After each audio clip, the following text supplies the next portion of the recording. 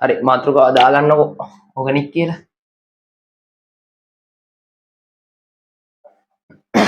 Organic වල ඉතින් ගොඩක් ලොකු පාඩම් මේ ලොකු කැලලක් ඕගනික් කියන්නේ. අද කරන්නේ හයිඩ්‍රෝකාබන් ටික. හරිනේ. හයිඩ්‍රෝකාබන් කරන්න කලින් අපිට මේ කාබනික ප්‍රතික්‍රියා වර්ග වගේක් තියෙන ඉගෙන ගන්න. ඒක මේ ඕගනික් හයිඩ්‍රෝකාබන් වල කැලලක් නෙමෙයි. කාබනික ප්‍රතික්‍රියා වර්ග. මේ යටතේ මාතෘකාවක් දාගන්න කාබනික ප්‍රතික්‍රියා වර්ග.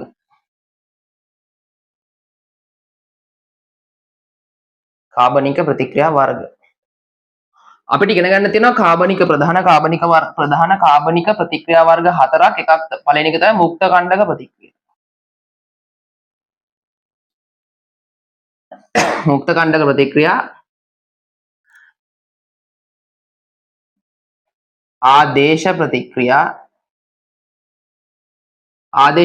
වර්ග දෙකක් ඉගෙන ගන්නවා. ඉලෙක්ට්‍රොෆිලික ආදේශ ප්‍රතික්‍රියයි නියුක්ලියෝෆිලික ආදේශ ප්‍රතික්‍රියා කියලා වර්ග දෙකක් ඉගෙන ගන්නවා. ඊළඟට ඉගෙන ගන්නවා ආකලන ප්‍රතික්‍රියා. ආකලන ප්‍රතික්‍රියාත් වර්ග දෙකක් තියෙනවා. ඉලෙක්ට්‍රොෆිලිකයි නියුක්ලියෝෆිලික ආකලන ප්‍රතික්‍රියා කියලා.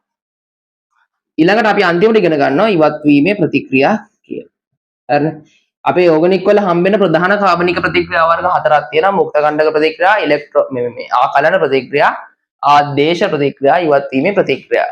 මුක්ත කණ්ඩක ප්‍රතික්‍රියා ගැන අපි ඉස්සෙල්ලාම කතා කරමු. මොකද්ද මේ ආදේශ කියන්නේ? ආදේශ ප්‍රතික්‍රියා කියන්නේ තව එක්කෙනෙක් ඉද්දි වෙන කෙනෙක් ඇවිල්ලා ඒකට සම්බන්ධ වෙනවා. අපි කියන ආදේශයක් කියලා ඒකරනේ. ආකලනයක් කියන්නේ කවුරු හරි කට්ටියක් අලුතෙන් එනවා. ඒ කියන්නේ පරමාණු හතරක් තිබ්බා. ඒක පරමාණු හයක් බාටපත් වුණා. අපි කියන දේ ආකලනයක් වුණා කියලා. එතනදී ඉලෙක්ට්‍රොෆයිලයක් නම් එන්නේ ඉලෙක්ට්‍රොෆිලික ආකලන ප්‍රතික්‍රියාවක් කියනවා. නියුක්ලියෝෆයිලයක් නම් එන්නේ නියුක්ලියෝෆිලික ආකලන ප්‍රතික්‍රියාවක් කියලා කියනවා. ඉවත් වීමේ ප්‍රතික්‍රියාව කියන්නේ ආකලන ප්‍රතික්‍රියාවේ විරුද්ධ එක. ඒ කියන්නේ ඉන්නවනම් පරමාණු 6ක් එකෙන් පරමාණු දෙකක් එළියට ගියොත් අපි කියනවා ඉවත් වීමේ ප්‍රතික්‍රියාවකට මෙයා ලක් වුණා කියලා. හරිනේ. ලියන්න ප්‍රධාන කාබනික ප්‍රතික්‍රියා වර්ග 4යි. වර්ග කියලා ලියවනේ. ලියන්න යටතේ මෙන්න මේ හතර ලියාගන්න. මුක්ත කණ්ඩක ප්‍රතික්‍රියා, ආදේශ ප්‍රතික්‍රියා, ආකලන ප්‍රතික්‍රියා, ඉවත් වීමේ ප්‍රතික්‍රියා.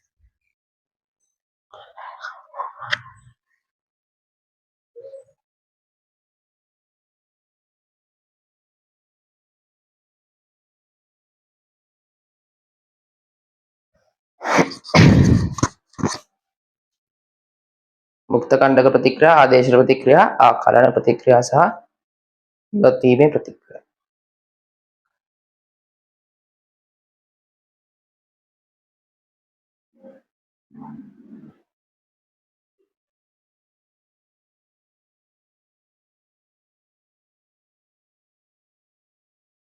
මේ අපි කොළ දැන් කොළ වල ලියන්නේ කොළ කිහිපයක් හදාගමුද? කොළ කිහිපයක් හදාගන්න තියරි වලට එක කොළයක් ගන්න. මේ ඕගනික් වලට තියරි වලට එක කොළයක් ගන්න. පරිවර්තන වලට එක කොළයක් ගන්න. මේ කොළ එක ගාන ගන්න. ඊළඟට යාන්ත්‍රණ ලියන්න තව කොළයක් ගන්න. ප්‍රතික්‍රියා ලියන්න තව කොළයක් ගන්න. හරිද? ඔන්න කොළ හතරකම ලියාගෙන යන්න.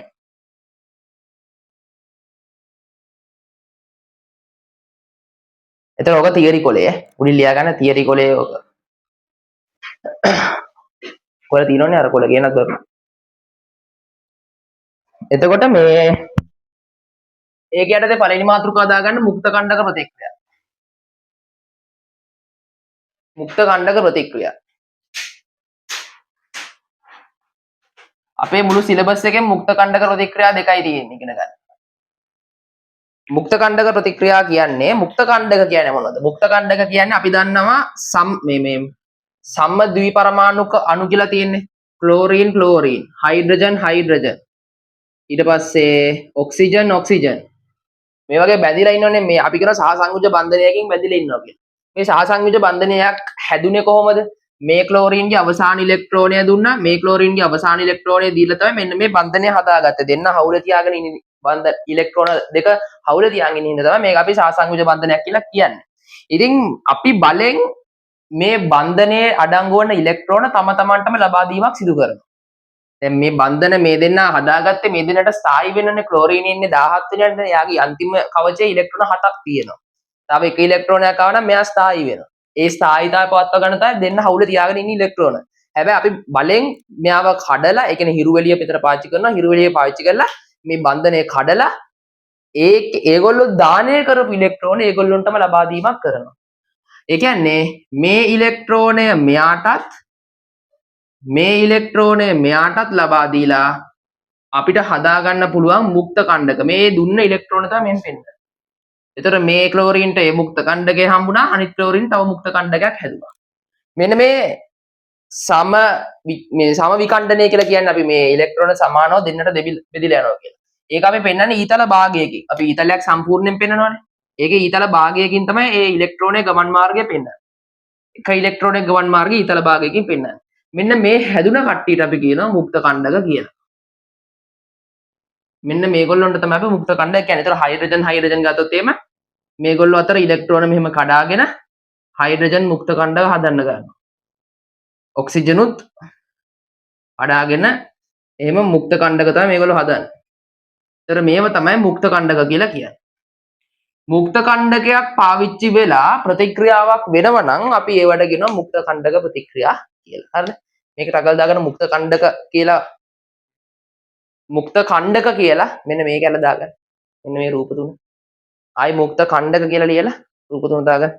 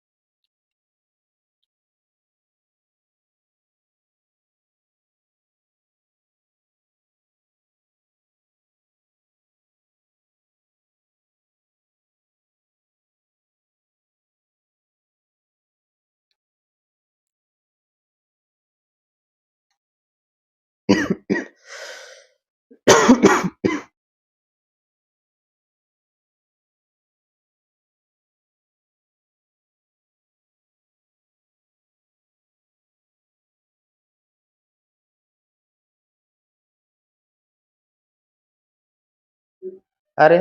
කියන්න මුක්ත කණ්ඩක යනු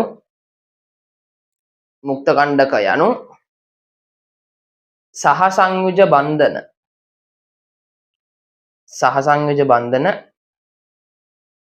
සමවිකණ්ඩනය වීමෙන්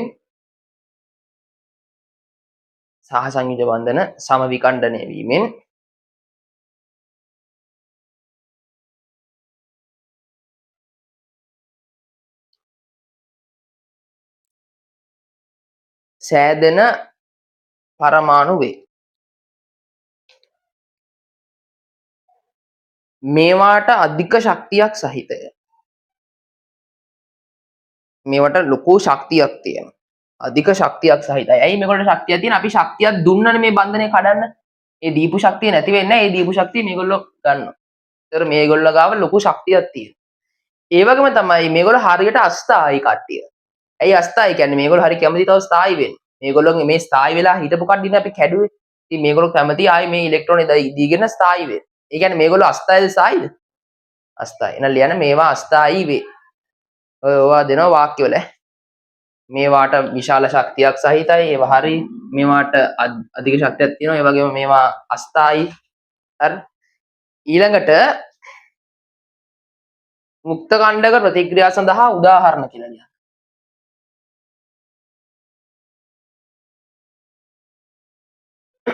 මුක්ත කණ්ඩක ප්‍රතික්‍රියා සඳහා උදාහරණ ගන්නකොට මුළු සිලබස් එකේම උදාහරණ දෙකයි තියෙන්නේ.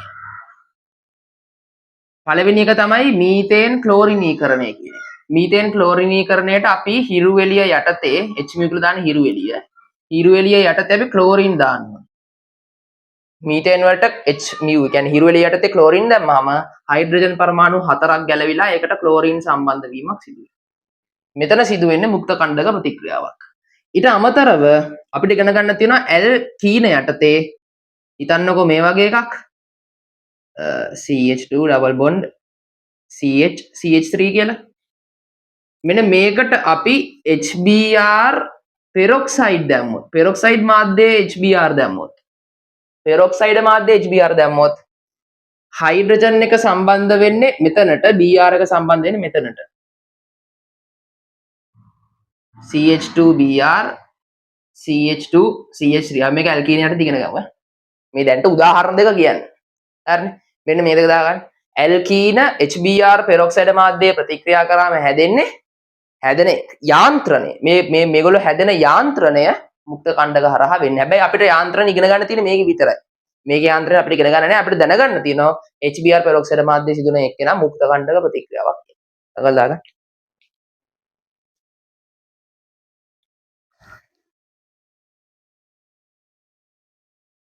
මේක අර පැත්තට යනවා.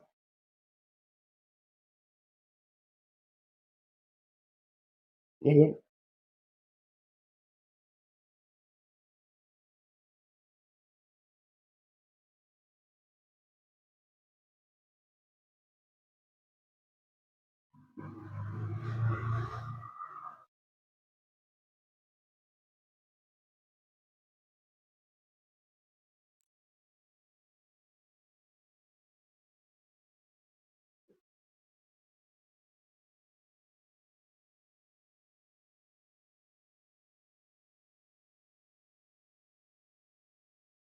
හරිනේ ඊළඟ ලියන්න මුක්ත කණ්ඩක ප්‍රතික්‍රියා සිදුවන පියවර තුනකි. මුක්ත කණ්ඩක ප්‍රතික්‍රියා පියවර තුනකින් සිදු වෙනවා. පළවෙනි එක දාම ආරම්භක පියවර. දාම ආරම්භක පියවර. දෙවෙනි එක දාම අවසාන දාම ප්‍රචාරණ පියවර. තුන්වෙනි එක දාම අවසාන පියවර. මම මේකේදී අර මීතේන් ක්ලෝරිනීකරණයෙන් තමයි උදාහරණ ගන්නේ. දාම ආරම්භක පියවරේදී වෙන්නේ මුක්ත කණ්ඩක සෑදීම. මුක්ත කණ්ඩක සෑදීම තමයි මේකේ වෙන්නේ. දාම ආරම්භක පියවර. ඒ කියන්නේ ක්ලෝරීන් ඉන්නද ක්ලෝරීන් මේකට පාවිච්චි කරන්නේ මීතේන් ක්ලෝරිනීකරණයට. ක්ලෝරීන් මෙයාගේ ඉලෙක්ට්‍රෝනේ මෙයා ගන්නවා මෙයාගේ ඉලෙක්ට්‍රෝනේ මෙයා අරගෙන ක්ලෝරීන් මුක්ත කණ්ඩක දෙකක් හදනවා. ඕක තමයි දාම ආරම්භක පියවරේදී වෙන්නේ මුක්ත කණ්ඩක සෑදීම.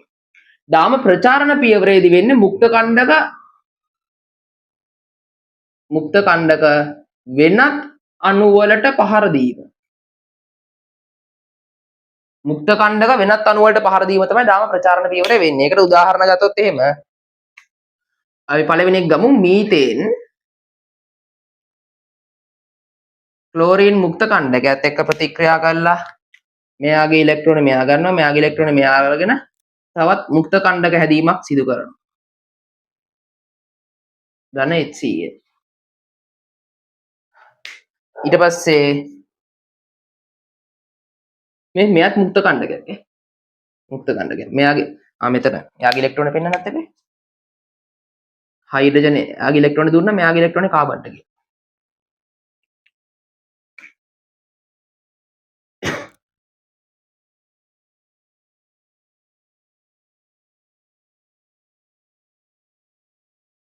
අපි මේක ඉගෙන ගමු ඇල්කේන යටතේ.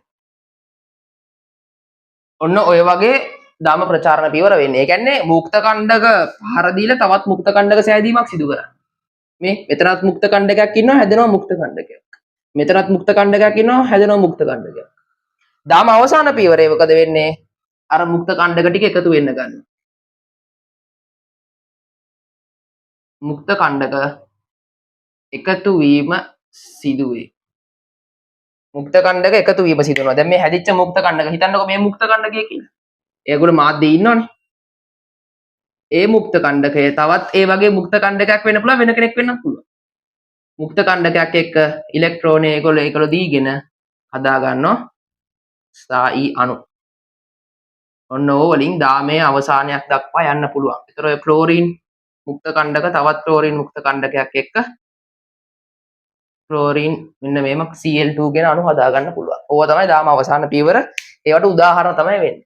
ඒතර දාම ආරම්භක පියවරේදී මුක්ත කණ්ඩක හදන එකක් වුණා. දාම ප්‍රචාරණ පියවරේ මුක්ත කණ්ඩ වලින් පහර දීලා තව තවත් මුක්ත කණ්ඩක හැදුවා. හරිනේ. ඒතර විභාග ප්‍රශ්නයක් ඇහුවොත් දාම ප්‍රචාරණ පියවරේදී මුක්ත කණ්ඩක සෑදීමක් සිදුවේ. හරිනේ. මුක්ත කණ්ඩක පහර දීලා තව තව මුක්ත කණ්ඩක හදන එක කරා. දාම අවසාන පියවරේදී මුක්ත කණ්ඩක හදපු ඒ මුක්ත කණ්ඩක ඉන්න මාධ්‍ය මුක්ත කණ්ඩක එකතු වෙලා ස්ථායී අණු හැදීමක් තමයි සිදු වෙන්නේ. ඒක දකලා දාගන්න.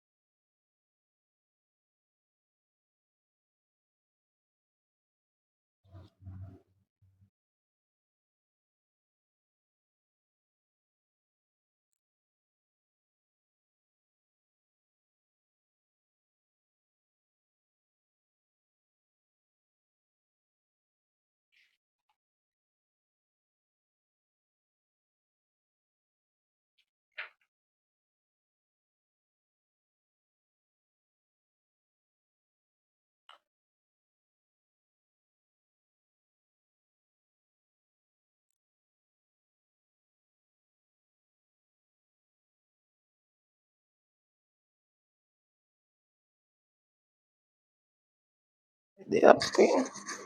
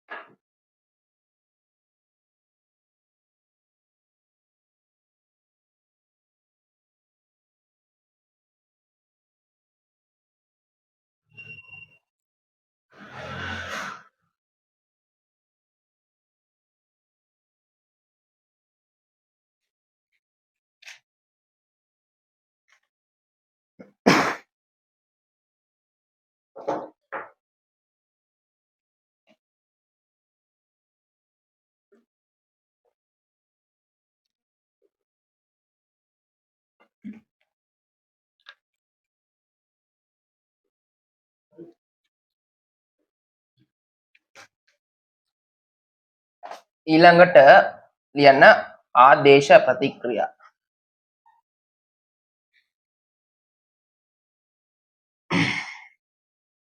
ආදේශ ප්‍රතික්‍රියා. ආදේශ ප්‍රතික්‍රියා වර්ග දෙකක් තියෙනවා කිව්වා. ඉලෙක්ට්‍රෝෆිලික ආදේශ ප්‍රතික්‍රියා, නියුක්ලියෝෆිලික ආදේශ ප්‍රතික්‍රියා කියලා වර්ග දෙකක් තියෙනවා. ඉලෙක්ට්‍රෝෆිලික ආදේශ ද නියුක්ලියෝෆිලික ආදේශ අඳුනගන්න ඉලෙක්ට්‍රෝෆයිලයක් කියන්නේ මොකද්ද නියුක්ලියෝෆයිලයක් කියන්නේ මොකද්ද කියලා අඳුනගන්න එපා. ඉලෙක්ට්‍රෝෆයිලයක්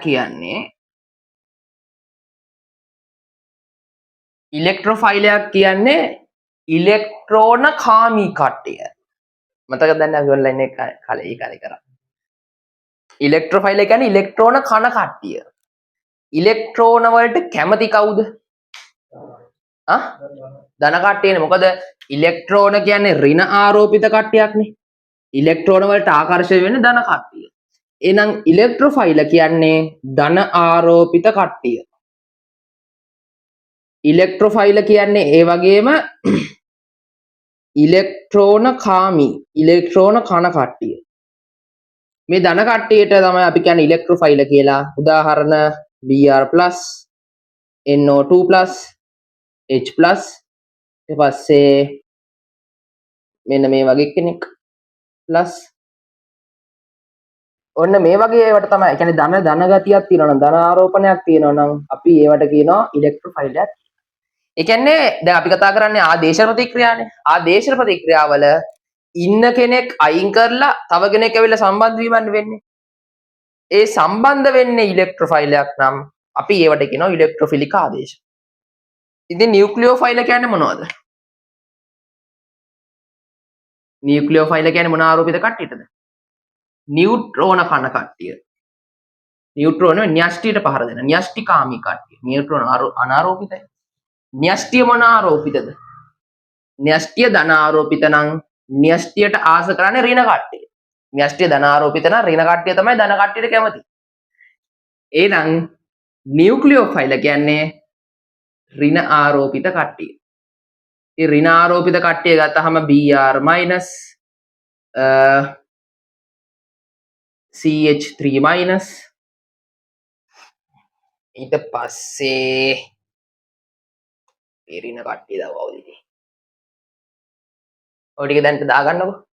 ඒතර ඍණ ආරෝපිත කෙනෙක් ඇවිල්ලා සම්බන්ධ වෙනවා නම් අපි කියනවා නියුක්ලියෝෆිලික් ආදේශ ප්‍රතික්‍රියාවක් කියලා. හරිනේ? හරි දැන් ඉලෙක්ට්‍රෝෆයිල නියුක්ලියෝෆයිල කියන්නේ මොනවද කියලා දාගන්න දෙපැත්තේ.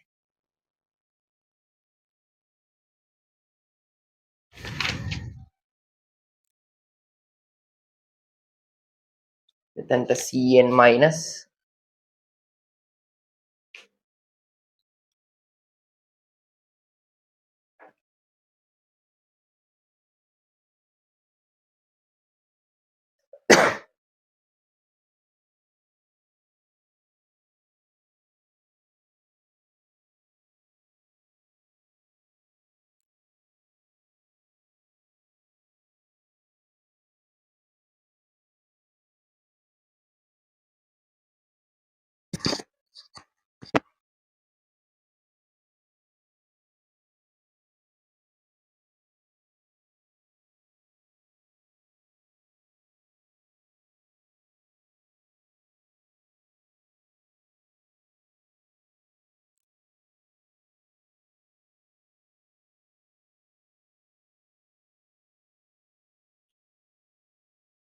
නියුක්ලියෝෆයිල කියන්නේ ඍණ ආරෝපිත කට්ටිය, ඉලෙක්ට්‍රෝෆයිල කියන්නේ ධන ආරෝපිත කට්ටිය.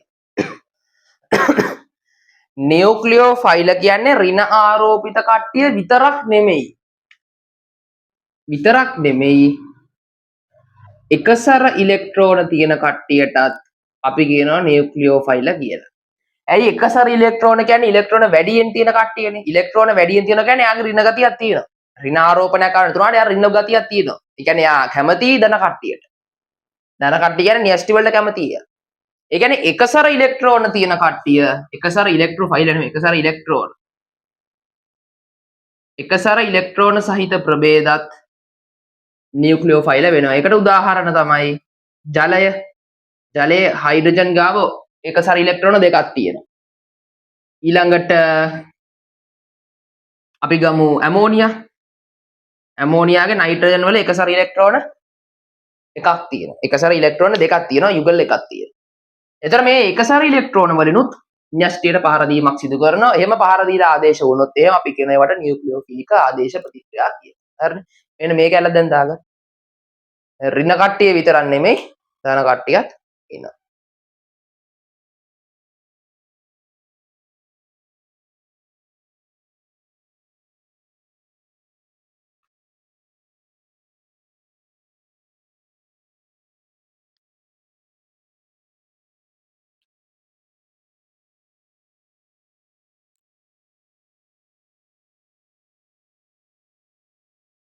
හරි?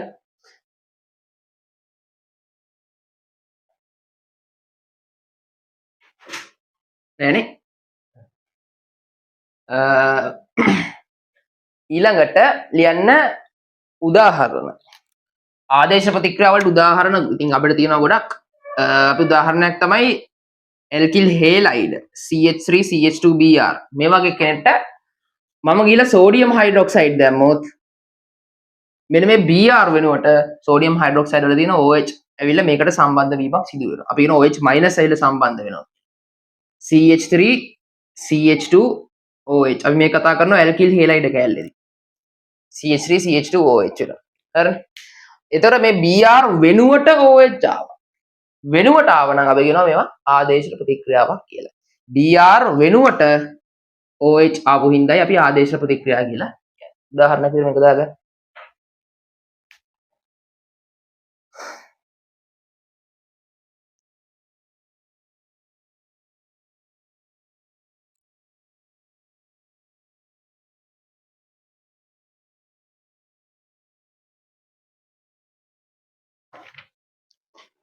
එතකොට දැන් මේ ආදේශ ප්‍රතික්‍රියාවල බන්ධන සෑදීමක් හෝ බන්ධන බිඳ වැටීමක් සිදුවන්නේ නැහැ. ඒකත් තරුවක් දාලා ලියන්න. බන්ධන සෑදීමක් හෝ බන්ධන බිඳ වැටීමක් සිදු වෙන්නේ නැහැ. සිදු නොවේ. ඒ කියන්නේ මං කියන්නේ සමස්ත ප්‍රතික්‍රියාවේ මැදදී යාන්ත්‍රණයේදී වෙනවා බන්ධන කැඩීම. කැඩුනට අර මුළු ප්‍රතික්‍රියාව ගත්තාම බන්ධන කැඩීමක් මුකුත් වෙලා නැහැ. යෝග ආකලන ප්‍රතික්‍රියා නැත්නම් ඉවත් වීම ප්‍රතික්‍රියාවලදී යෝග වෙනස් වෙනවා. හරිනේ ඊළඟ මාතෘකාව දාගන්න ආකලනනේ ආදේශනේ කලේ ආකලන ප්‍රතික්‍රියා. ආකලන ප්‍රතික්‍රියා. ආකලන ප්‍රතික්‍රියා කියන්නේ එකතු වීමක්. ඒ කියන්නේ පරමාණු කාණ්ඩ වැඩියෙන් ඇවිල්ලා සම්බන්ධ වීමක් සිදු වෙනවා. අපි ඒකට කියනවා ආකලන ප්‍රතික්‍රියා. ආකලන ප්‍රතික්‍රියා වර්ග දෙකක් තියෙනවා. එකක් තමයි ඉලෙක්ට්‍රොෆිලික ආකලන. දෙවෙනි එක තමයි නියුක්ලියෝෆිලික ආකලන. ඉලෙක්ට්‍රොෆිලික ආකලන නියුක්ලියෝෆිලික ආකලන. කොහොමද අපි මේක අඳුනගන්නේ? මේකෙදි බලන්න ඕනේ පළමුව සම්බන්ධ වෙන්නේ කවුද කියලා. පළමුව සම්බන්ධ වෙන කෙනා තමයි අපි බලන්න ඕනේ. මොකද සමහර ඒවල H+ උයි Br- කියලා දෙන්නෙක් සම්බන්ධ වෙනවා. අපි උදාහරණයක් ගත්තොත් ඇල්කීන වල ඉගෙන ගන්නවා CH2 HBr දැම්මම හයිඩ්‍රජන් එක්කෙනෙක් මෙතන සම්බන්ධ වෙනවා Br කෙනෙක් මෙතනට සම්බන්ධ වෙනවා. ඒතර CH3 CH2Br. ඔන්න ඔහොම වෙනවා කියලා අපි ඉගෙන ගන්නවා. ඔතන ඇතුලේ H+ කෙනෙකුත් සම්බන්ධ වුණා Br- කෙනෙකුත් වෙලා සම්බන්ධ වුණා. H+ කෙනෙක් සම්බන්ධ වුණා කියන්නේ ධන කෙනෙක්නේ. ධන කෙනෙක් නම් එයා නියුක්ලියෝෆිලිකද ඉලෙක්ට්‍රොෆිලිකද? ඉලෙක්ට්‍රොෆිලික. ධන කට්ටිය කියන්නේ ඉලෙක්ට්‍රෝන වලට කැමති. ඉලෙක්ට්‍රෝන ඍණනේ. එහෙනම් ඉලෙක්ට්‍රොෆිලික. H+ කෙනෙකුත් ඇවිල්ලා සම්බන්ධ වෙනවා Br-. Br- කියන්නේ නියුක්ලියෝෆිලික. එහෙනම් අපි කොහොමද අඳුනගන්නේ මේක ඉලෙක්ට්‍රොෆිලික ආකල්නද නියුක්ලියෝෆිලික ආකල්නද කියලා? ඒක අඳුනගන්නේ යාන්ත්‍රණය හරහා. අපි මේක යාන්ත්‍රණය ඇඳහම් පස්සේ යාන්ත්‍රණයේ ඉස්සෙල්ලම සම්බන්ධ වෙන්නේ H+ නම් අපි කියනවා මේක ඉලෙක්ට්‍රොෆිලික ආකලනයක්. ඉස්සෙල්ලම සම්බන්ධ වෙන්නේ Br- නම් අපි කියනවා මේක නියුක්ලියෝෆිලික ආකලනයක් කියලා. හරිනේ? ඒ කියන්නේ ඉලෙක්ට්‍රොෆිලිකද නියුක්ලියෝෆිලිකද ආකලනය වෙන්නේ කියලා අපි අඳුනගන්නේ පළමුව සම්බන්ධ වෙන්න කෙනා බලලයි. දැන් මේක ගත්තාම මේකේ සම්බන්ධ වෙන්නේ H+ කියන කෙනා. ඒතර H+ කියන්නේ ඉලෙක්ට්‍රෝෆයිලයක් වෙනවා. ඉතින් ඒක අඳුරගන්නේ කොහොමද? අඳුරගන්නේ යාන්ත්‍රණය හරහා. තව බලන්න මෙතන බන්ධන දෙකක් තිබ්බා. මෙතන බන්ධන දෙක එකකට කැඩලා තියෙන. ඒ කියන්නේ බන්ධන බිඳ වැටීමක් සිදු වෙනවා ආකලන ප්‍රතික්‍රියාවල. ඒ කියන්නේ ආකලන ප්‍රතික්‍රියාවල වැදගත් ක්‍රියාවක් සිදු වෙනවා. ඒක තමයි ෆයි බන්ධන බිඳ වැටිලා. ෆයි බන්ධන බිඳ වැටිලා පරමාණු කාණ්ඩ එකතු වීමක් සිදු වෙනවා. පරමාණු කාණ්ඩ එකතු වීම සිදු වෙනවා. එතන ෆයි බන්ධන බිඳ වැටිලා පරමාණු කාණ්ඩ එකතු වෙනවා කියලා දැක්ක ගමන් ඔයා මේක අඳුන ගන්න ඕනේ මේක ආකලන ප්‍රතික්‍රියාවක් කියලා. ඊට පස්සේ යාන්ත්‍රණයෙන් තමයි දැනගන්න වෙන්නේ ඉලෙක්ට්‍රෝෆයිල්ද නියුක්ලියෝෆයිල්ද පහර දුන්නේ ඉස්සලාම කියලා. හරිනේ. තව උදාහරණයක් ලිව්වොත් අපිට ඉගෙන ගන්න තියෙනවා ඇල්ඩිහයිඩ් වල CH3COH අපි දානවා HCN ගෙනල්ලා.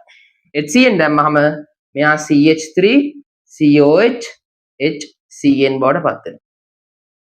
දැන් මෙතනත් ෆයි බන්ධනයක් තිබ්බා. ෆයි බන්ධනය බිඳ වැටලා ඒක අනි සිග්මා බන්ධනයක් බවට පත් වුණා.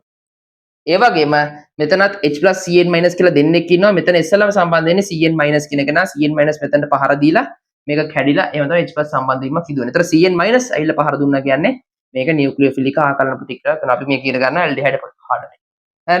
හරි. මෙන්න මේ ටික දාගන්නකො. ලියන්නකො මෙහෙම වාක්‍යයක් මෙන්න මේක ඇලට මේක මෙහෙම ලියන්න එපා. ආකලන ප්‍රතික්‍රියා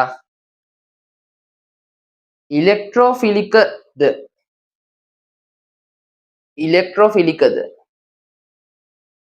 නියුක්ලියෝෆිලිකද යන්න හඳුනා ගනු ලබන්නේ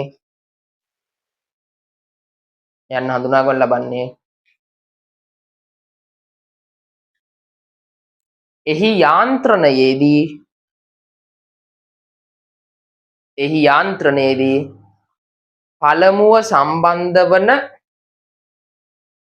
පළමුව සම්බන්ධ වන පරමාණු කාණ්ඩය දෙස බැලීමෙනි.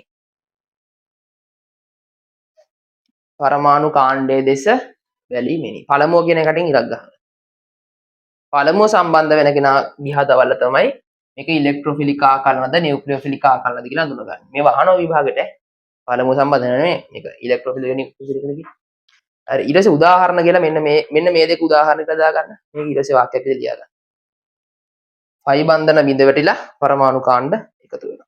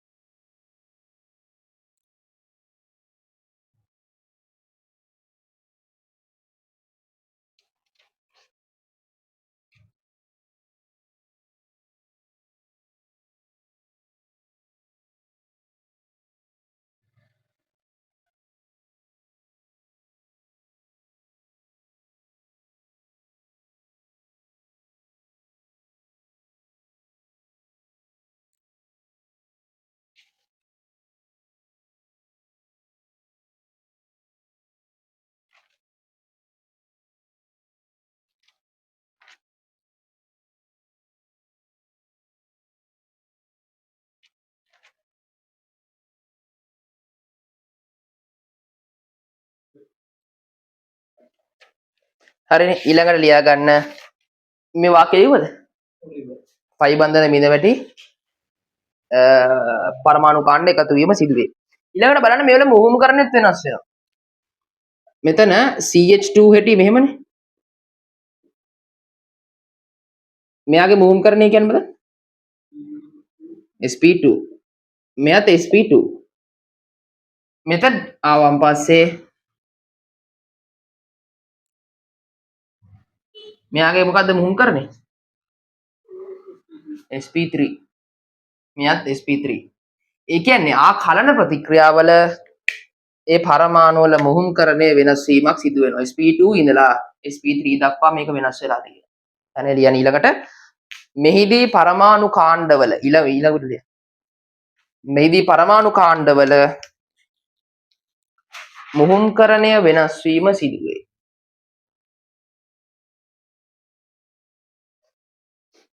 පරමාණු කාණ්ඩවල මුහුම්කරණය වෙනස් වීම සිදුවේ.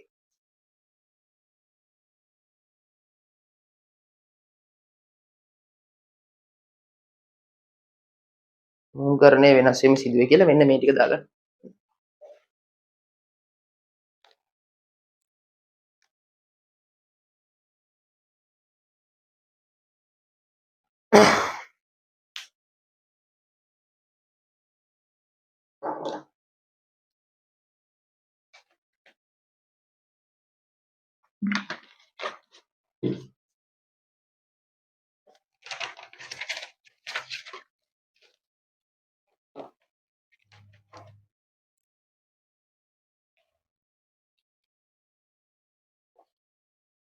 හරි.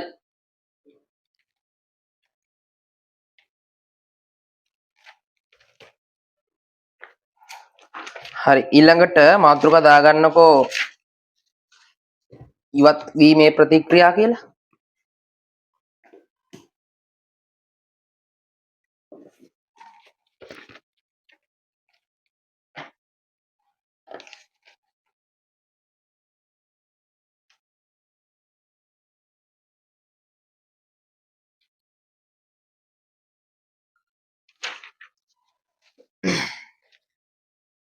මොකද්ද මාතෘකාව දැන් මේ ඉවත් වීමේ ප්‍රතික්‍රියාව. ඉවත් වීමේ ප්‍රතික්‍රියාවල වෙන්නේ ඉතින් ඉවත් වෙන්නේ. මේකෙම රිවර්ස් එක වෙන්නේ. ඉවත් වීමේ ප්‍රතික්‍රියා නැහැ වර්ග දෙකක් ඉලෙක්ට්‍රොෆිලික ඉවත් වීම නියුක්ලියෝෆිලික ඉවත් වීම කියලා ඉවත් වීමේ ප්‍රතික්‍රියා දෙකක් නැහැ නිකන් ඉවත් වීමේ ප්‍රතික්‍රියා කියලා අපි කියන්නේ. ඉතින් මේක උදාහරණ ගත්තොත් මෙන්න මෙහෙම එකක්. CH3 CH2 Br. Br මම මෙතනින් අද ගන්න. මෙන්න මේ වගේ එකකට අපි මධ්‍යසාරීය මාධ්‍යයේ KOH දැම්මොත්. මධ්‍යසාරීය KOH දැම්මොත් මෙතන හයිඩ්‍රජනුයි මෙතන Br උයි ඉවත් වීමක් සිදු වෙනවා. මේවා ඉවත් වෙනවා. ඉවත් වෙද්දී මෙතන මේ දැන් මේ හයිඩ්‍රජන් එයාගේ ඉලෙක්ට්‍රෝන අරන් යනවා. මෙතන Br එයාගේ ඉලෙක්ට්‍රෝන අරන් යනවා. ඒතර කාබන්ට ඉලෙක්ට්‍රෝනයක් ඉතුරු වෙනවා. මෙතන කාබන්ටත් ඉලෙක්ට්‍රෝනයක් ඉතුරු වෙනවා. ওই ඉලෙක්ට්‍රෝන දෙක එකතු කරගෙන පයි බන්ධනයක් හදා ගන්නවා. හදනවා CH CH2 CH2. දැන් මෙතන ෆයි බන්ධන තිබ්බේ නැහැ. ඒ කියන්නේ පරමාණු කාණ්ඩ ඉවත් වෙලා ෆයි බන්ධන සෑදීමක් සිදු වෙනවා මෙතන. ෆයි බන්ධන කැඩිලා පරමාණු කාණ්ඩ සම්බන්ධ වුණේ ආ කලන ප්‍රතික්‍රියා. ඒකේ රිවර්ස් එක පරමාණු කාණ්ඩ ඉවත් වෙලා ෆයි බන්ධන සෑදීම සිදු වෙන්නේ ඉවත් වීමේ ප්‍රතික්‍රියාව. හරි. ඊළඟට මුහුම්කරණයත් වෙනස් වෙනවා. මෙතන මුහුම්කරණය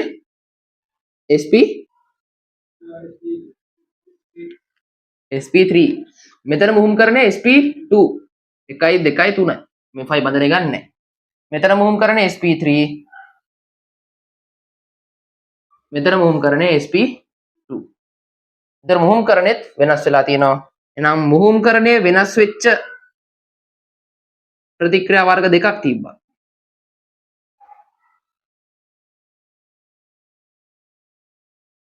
ආ කලන ප්‍රතික්‍රියයි ඉවත් වීමේ ප්‍රතික්‍රියයි. හරි මේ ටික රකල් දාගන්න. ඉවත් වීමේ ප්‍රතික්‍රියා යටතේ